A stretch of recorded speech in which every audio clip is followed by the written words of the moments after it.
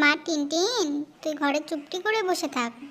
আমি বাইরে থেকে দানা সংগ্রহ করে নিয়ে আসি, কেমন? আমি না আসা পর্যন্ত তুই ঘর থেকে বের হবি না, বুঝলি মা?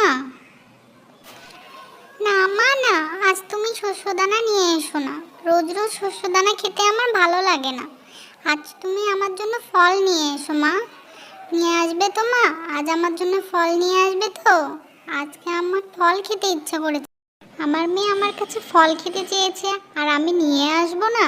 তা কি করে হয় রে মা? আমি আজকে তোর জন্য শস্যদানা না নিয়ে এসে কোনো না কোনো ফল নিয়ে আসবো আজকে।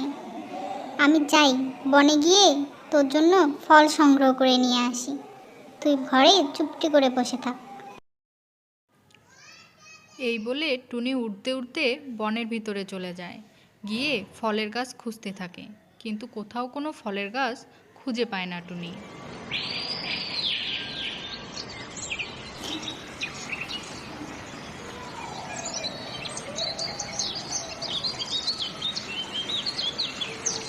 হায় রে, মেয়েটা আজকে আমার কত শখ করে ফল খেতে চাইলো, কিন্তু কোথাও কোনো ফলের গাছ খুঁজে পাচ্ছি না। এভাবে এক জায়গা থেকে আরেক জায়গায় উড়ে বেড়ালে হবে না। যাই, পুরাতন বনের ওইদিকে যাই, দেখি কোনো ফলের গাছ খুঁজে পাই কিনা।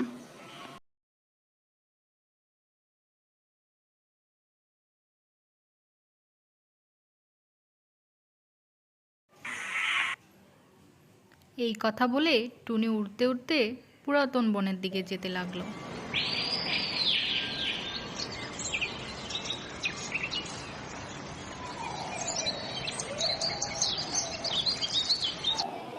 বাবা, এই বনে কত সারি সারি আম গাছ, আর আম গাছে কত পাকা পাকা আম ধরে আছে, আবার কিছু আম মাটিতেও পড়ে আছে। যাই, আমি অযথা গাছের আমগুলো না ছিঁড়ে মাটিতে পড়া আমগুলো কুড়িয়ে নিই, কারণ আমি তো জানি অপচয় আমাদের জন্য ভালো না। এই কথা বলে যেই না টুনি মাটিতে পড়ে থাকা আমগুলো কুড়াতে যায়, এক শিকারীর পেতে রাখা ফাঁদের মধ্যে আটকা পড়ে যায়। বাঁচাও বাঁচাও, কে কোথায় আছো? আমাকে বাঁচাও, আমি যে জালের ফাঁদে আটকা পড়ে গেছি, আমি যে জাল ছেড়ে বের হতে পারছি না। কে আছো? বাঁচাও, আমাকে বাঁচাও। আরে আরে, কেউ যেন চিৎকার করছে, মনে হচ্ছে চিৎকার শুনে কেউ বিপদে পড়েছে। যাই যাই, গিয়ে দেখি কে বিপদে পড়েছে।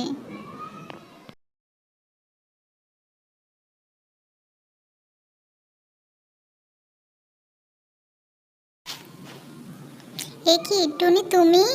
আর তুমি এই জালের ভিতরে আটকা পড়লে কিভাবে? আর জালের সুতো দিয়ে তো তোমার ডানা কেটে গিয়েছে। ইঁদুর, আমাকে বাঁচাও ইঁদুর।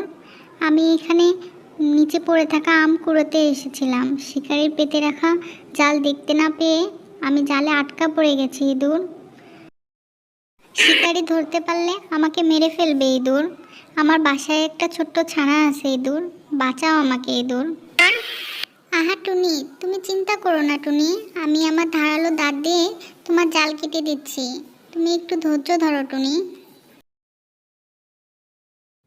এভাবেই ইঁদুর তার ধারালো দাঁত দিয়ে টুনিকে জাল কেটে মুক্ত করে দিল। টুনি মুক্ত হয়ে ইঁদুরকে ধন্যবাদ জানালো তাকে মুক্ত করার জন্য।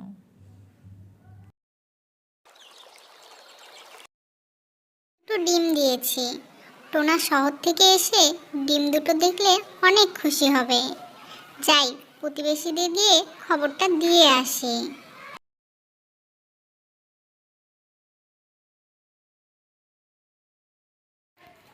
এই কথা বলে টুনি তার ডিম দেওয়ার বিষয়টি জানানোর জন্য তার প্রতিবেশীদের কাছে চলে যায়।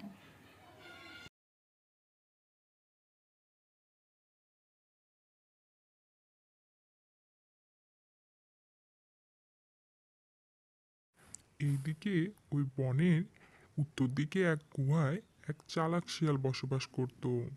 সে খাবার জন্য ছটপট করতেছিল। সে খাবার খোঁজে বনের দিকে যেতে লাগলো। বনে গিয়ে সে চিংকি টুনির বাড়ির সামনে দাঁড়ালো। যাক বাবা, আজকে খাওয়ার ব্যবস্থা হয়ে গেল। ওই বাসায় দুটো ডিম দেখতে পাচ্ছি। যাই, আমি ডিম দুটো পেড়ে নিয়ে যাই। এ কথা বলে শিয়াল বাসা থেকে ডিম দুটো পেড়ে খেয়ে চলে যায়।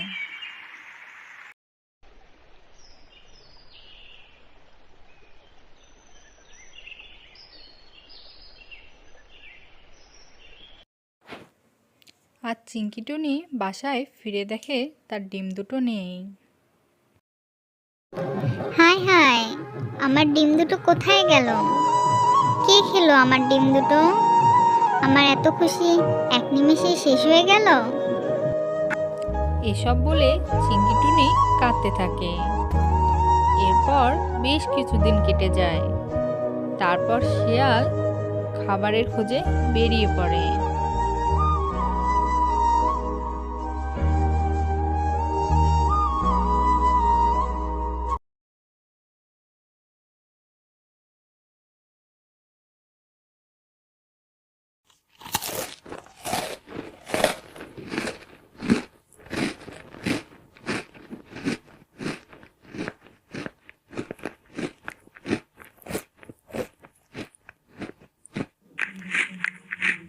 এভাবেই শিয়াল পেটে ক্ষুধা নিয়ে খাবার খুঁজছিল। হঠাৎ সে কণিকা কাককে রাস্তার পাশে উচ্ছিষ্ট খেতে দেখলো। দেখে সে চুপি চুপি কণিকা কাকের কাছে গেল, গিয়ে কণিকা কাককে থাবা দিয়ে ধরলো। এই তো পেয়েছি তোকে, এবার তোকে দিয়েই ক্ষুধা মেটাবো। না না শিয়াল মামা, তুমি আমাকে মেরো না। আমি এত তাড়াতাড়ি মরতে চাই না। দরকার হলে তুমি আমার মাংসের টুকরোটা নিয়ে নাও, তবু আমাকে মেরো না। তুমি যা বলবে আমি তাই করবো শিয়াল মামা, তবু আমাকে মেরো না, আমাকে ছেড়ে দাও। কণিকা কাকের এমন অনুরোধ শুনে শিয়াল পণ্ডিতের মাথায় একটা বুদ্ধি আসে।